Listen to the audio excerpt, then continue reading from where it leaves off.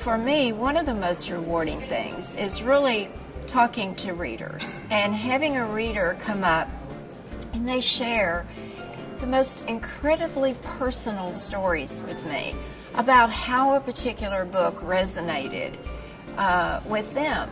And just as a for instance, this young woman at a recent book signing came up and she had a copy of The Switch, hardcover copy of The Switch, which is an older book. And she said, I want you to sign this because, she said, when I was 10 years old, I was taken away from my parents. And I was given to my grandmother to raise. And she said, we had nothing in common. She did not intend to be raising a child at her age, and I was in, a bad place in my life.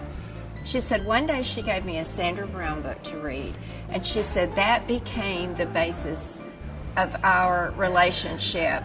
And for the next 10 years, she said, we read your books over and over and over again. We talked about the characters as though they were members of our family. And she said she passed this year. And the next morning when I went in to wake her up, I found her in her bed.